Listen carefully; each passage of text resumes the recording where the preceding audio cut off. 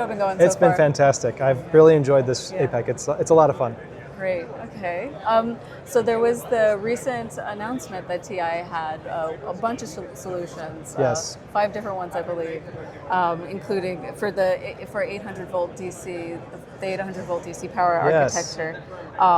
And can you map out TI's full role in this power architecture, the power chain? Yeah, absolutely. So, with the big influence or big power demands of AI data centers, right? We're seeing a big architectural shift. And so what we're showing today is the complete grid to gate energy conversion process for this next generation of AI data centers.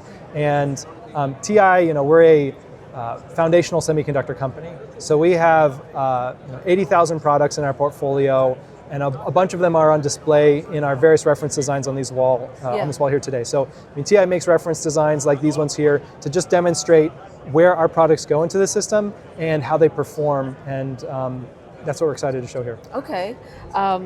Maybe we could talk a little bit about the hot swap controller. Yes. I know that last year there was the 48 volt hot swap eFuse. Yes.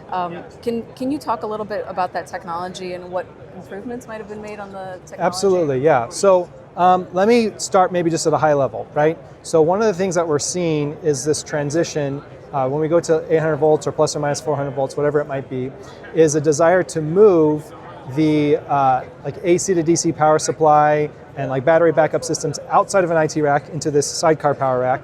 And then you would have presumably 800 volts or plus or minus 400 volts going directly to your IT rack, right? And this is to enable much higher compute power in your IT rack. Now what that means is you're going to have, let's say, an 800 volt bus bar that's going up and down the back of your IT rack, and you're going to have these IT trays that are connected to them and removed. That's why you need a hot swap circuit, right? Because when you have a pre-energized 800 volt bus and you slam this IT tray into it, you need something that can control the current that's going into that tray. And so we're showing that over here. This hot swap design over here is the one on the top left. Yeah. And hopefully you can see it. I can take pictures later. Yes, Okay. and what the hot swap circuit is doing there is ensuring that the current that's flowing from your 800 volt bus to the input to your intermediate bus converters over here is well controlled. So we have existing controllers today that are hot swap controllers that we're showing here with several other chips that are doing telemetry and measuring voltage and current and things like that.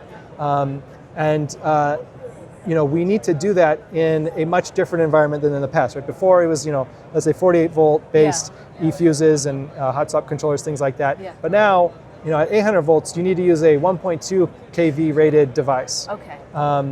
And you also need to take into account isolation, right? And the approach that we're taking is we're actually using one of our lower voltage rated hot swap controllers and floating it up on this 800 volt rail effectively. And so you need to have some isolated communication to interface with these hot swap controllers. So that's architecturally some of the unique changes that are happening now. Just out of curiosity, is the IsoShield technology involved at Absolutely. all? Okay. Right. So you can use this IsoShield technology because it's an isolated bias supply, right? So you have, let's say, your 5 or 12 volt supply on one domain, and you need to power this hot swap circuit that's floating up at 800 volts or something like that. And this is a great example of where you could use one of our very small integrated isolated bias supplies. Okay. This IsoShield technology that we're very excited to announce here at APEC.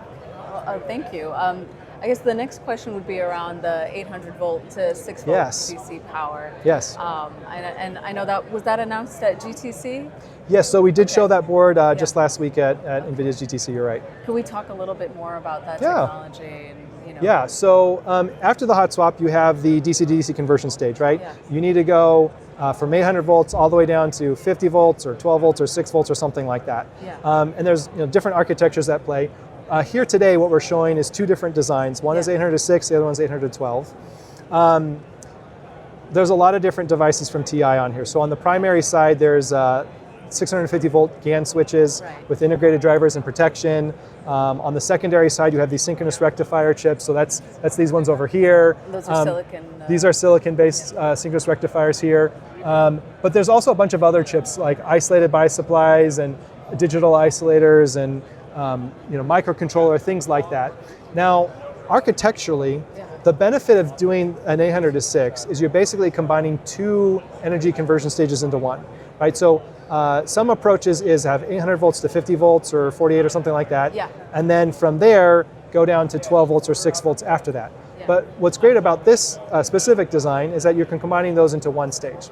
The challenge, though, is that now that you have 6 volts at the output, and in this example, 20 kilowatts, that is very high power, right? And so at 6 volts, 20 kilowatts is almost 3,000 amps. Yeah. And so you need to make sure that this converter is actually placed really close by physically to the final stage, which is like this 6 volt to core, because otherwise you're going to have a lot of power loss and just drops in the voltage as you go from 6 volts on down. And so that's why, I don't know if you noticed here, but this is very power dense, very thin, very small, and that's a critical aspect to successfully making a very efficient and very power dense design. So that's where, like, let's say our GaN switches on the primary side are very helpful, as well as our synchronous rectifier technology. And I imagine it's important for placing it closer to exactly the power to the core. Correct. You're right. Exactly. And maybe we could talk a little bit about the 6 volt to sub 1 volt DC to DC converter. Yeah. I know that you claim a 30% higher power density than traditional 12 volt designs. Yes. What's driving that improvement specifically, and do the dual power stages contribute? Absolutely. So that's one of the reasons why this architecture is of interest, right? Going from 800 to 6 versus 800 to 12. What you see is about a 2% improvement in efficiency on the voltage regulator here. So when you go from 12 volt input and you bring it down to 6 volt input, you get about 2 percentage points improvement in efficiency, which is great. That's huge, actually. Like, this is phenomenal. 2 percentage points, not just a 2%, to be clear. 2 percentage points improvement of efficiency. And the other benefit, which you mentioned, is you actually get about 30% higher current rating out of it. So for the same, these are some power stages from TI, standard 5x5 millimeter power stages. And with the lower voltage rating, you actually get, you can fit in the same area inside that chip, you can use a lower voltage rated FET, and so you can actually have a lower RDS on, and you can get more current out of the device as a result. So that's why you're able to get higher current out, like 30% higher current. But you also get the benefit of improved efficiency at the lower input voltage as well. So you get kind of this double bonus benefit. That's one of the reasons why this 800 to 6 is definitely of interest. Yeah. Well, thank you so much for answering those questions. Yeah. There was a pretty interesting statement at a recent TI press interview, and I wanted to ask you about your opinions on it. The spokesperson said that data centers were outpacing automotive as the primary driver of semiconductor reliability and qualification standards. What are your thoughts on that? Yeah, so obviously in the automotive market, reliability is super important, right? You have a vehicle in motion. But what's interesting in a data center, we're actually seeing that reliability is super important there as well. Like, think about it. You wouldn't want, one of these power stages that, if it was to be unreliable and to break down, to put in jeopardy maybe your thousands of dollars that this AI processor is, or maybe you have some AI training workload that you're working through, you wouldn't want it to suddenly come to a halt, right? Like the financial impact is very large, right? So that's why designing from the beginning reliability and robustness into these solutions is absolutely critical. Okay, yeah. You need that 99.999% uptime. Yeah, so I mean, these sort of metrics have been around in the data center market for a long time. And maybe the reason why there's huge growth in the data center market, right? If you just look at the amount of power that's going to data centers and the amount of power stages that are going to be needed, for example, it's skyrocketing. And so just to keep up with that, we need to have a very reliable, certainly from the device perspective, but also I would say also from the supply chain perspective. TI, we have a lot of internal manufacturing capabilities for supplying these sorts of devices. So I think that kind of goes hand in hand with it as well. Okay. Well, Thank you. Thank you so Yeah. much. I have one more question for Sure. you, if you don't mind. What problem in data center power do you think is still fundamentally unsolved, and what technologies at APEC this year do you think will start moving the needle on it? Ooh, that's a great question. I think I'd answer it like this. Today, as far as I know, no one actually has, implemented in their data center an 800 volt based system like what we're showing here today. Yeah. And so there's still different architectures that you could see come into play, right?